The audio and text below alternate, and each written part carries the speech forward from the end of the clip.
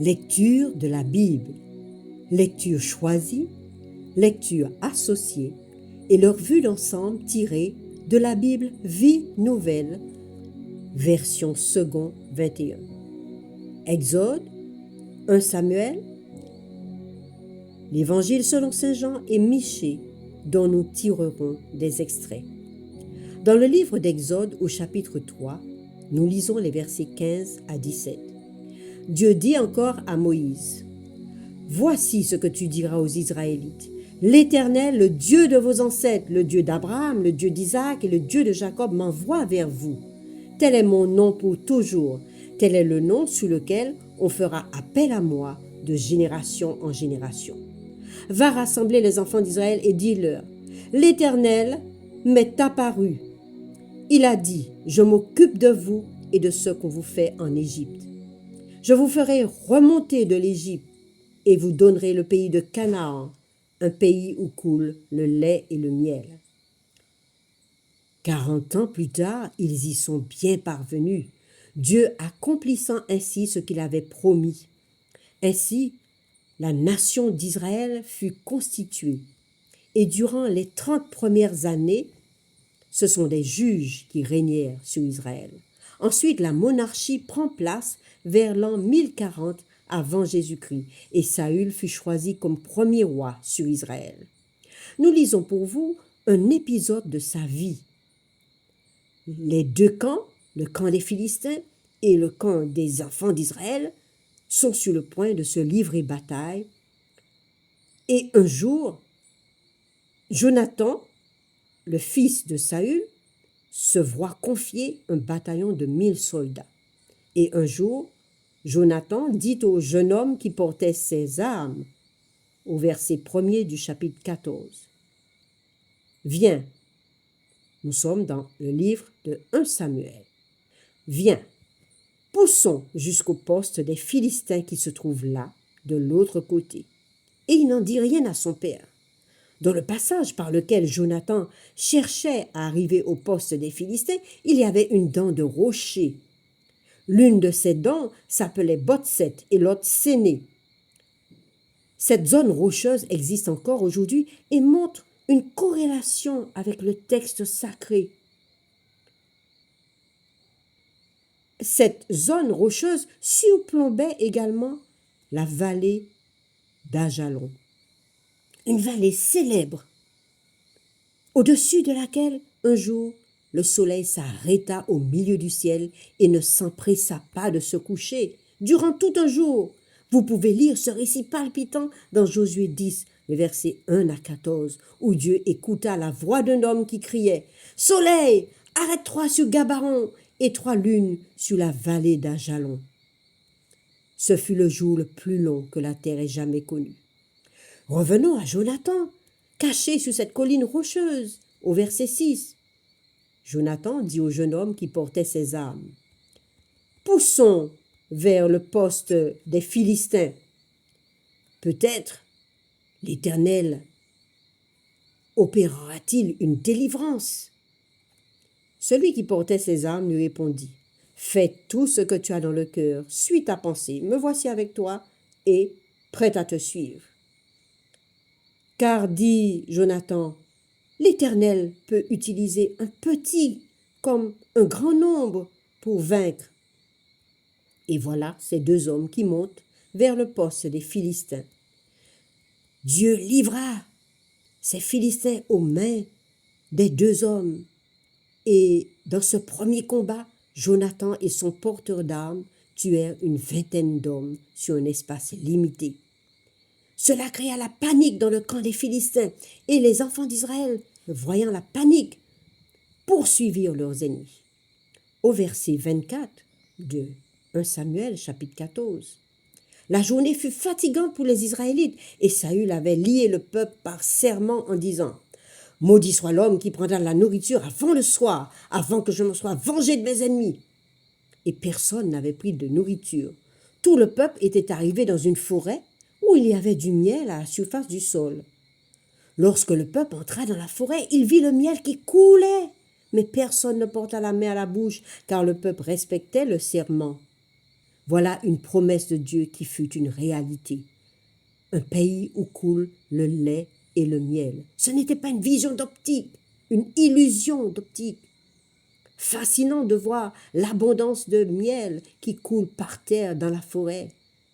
Un rêve qui dépasse les espérances. Alors, quelqu'un du peuple vit Jonathan, qui ignorait le serment que son père avait fait faire au peuple, et Jonathan avança le bout du bâton qu'il avait à la main, le plongea dans un rayon de miel, le ramena à la bouche, et sa vue devint claire. Quelqu'un lui dit alors, « Ton père a fait jurer le peuple en disant, « Maudit soit l'homme qui prendra de la nourriture aujourd'hui. » Et le peuple est épuisé. Jonathan dit, « Mon père fait du tort au peuple. Regardez donc comment ma vue est devenue claire du fait que j'ai goûté un peu de ce miel. Si aujourd'hui le peuple avait mangé du butin qu'il avait trouvé chez ses ennemis, la défaite des Philistins n'aurait-elle pas été plus grande ?»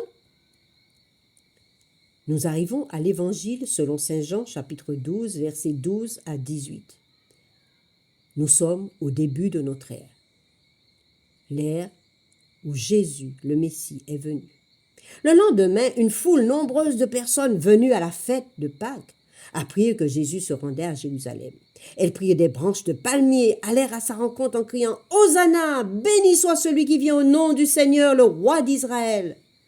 Jésus trouva un ânon et s'assit dessus conformément à ce qui était écrit par Zacharie le prophète et tant d'autres. « Voici, ton roi vient à toi sur un âne, le petit d'une ânesse. » Ainsi, Jésus roi entre triomphalement à Jérusalem, mais ce n'était que temporaire. Au chapitre 13, Jésus encourage les siens, ses disciples, car le moment où il doit quitter la terre approche, il le sait. Cela se passera à la fête de Pâques et il en parle. Le début du chapitre 13, nous lisons ceci. Avant la fête de la Pâque, Jésus, sachant que son heure était venue de passer de ce monde au Père et ayant aimé ce qui lui appartenait dans le monde, leur montra son amour jusqu'à l'extrême.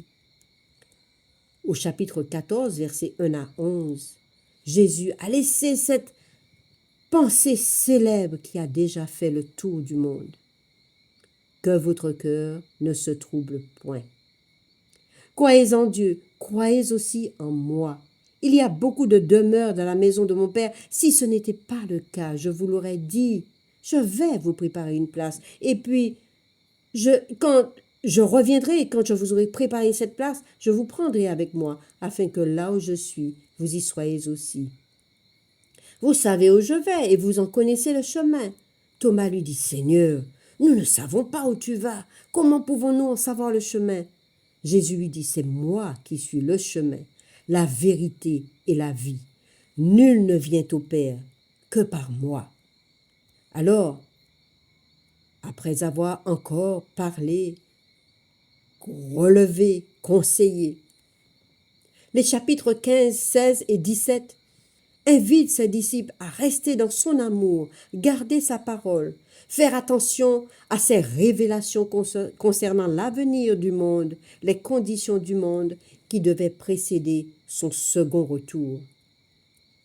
Au chapitre 18, verset 1, lorsqu'il eut dit ces choses, Jésus alla avec ses disciples de l'autre côté du torrent du Cédron, où se trouvait un jardin dans lequel il entra, lui et ses disciples.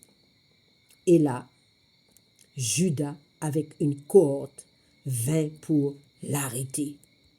Jésus, les voyant, leur dit, « Qui cherchez-vous » Ils reculèrent et tombèrent quand il eut dit ces paroles. Et Jésus leur dit de nouveau,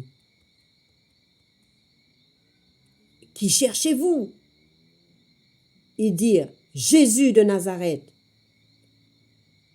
Il répondit, « C'est moi. » Il leur dit, « Si donc c'est moi que vous cherchez, laissez donc partir ceux-ci. » Il dit cela afin que s'accomplisse la parole qu'il avait annoncée. « Je n'ai perdu aucun de ce que tu m'as donné. » Au verset 12, la troupe, le commandant, les gardes des Juifs s'emparèrent alors de Jésus et l'attachèrent, l'emmenèrent d'abord chez Anne, puis chez Caïphe, puis de chez Caïphe, ils conduisirent Jésus au prétoire, l'espace du tribunal romain. C'était le matin. Ils n'entrèrent pas eux-mêmes dans le prétoire afin de ne pas se souiller et de pouvoir manger le repas de la Pâque. Pilate sortit donc à leur rencontre et dit : « De quoi accusez-vous cet homme » Ils lui répondirent : « Si ce n'était pas un malfaiteur, nous ne te l'aurions pas livré. » Sur quoi Pilate leur dit : « Prenez-le vous-même et jugez-le d'après votre loi. » Les Juifs lui dirent : « Nous n'avons pas le droit de mettre quelqu'un à mort. » C'était afin que s'accomplisse la parole que Jésus avait dite pour indiquer de quelle mort il devait mourir, la crucifixion.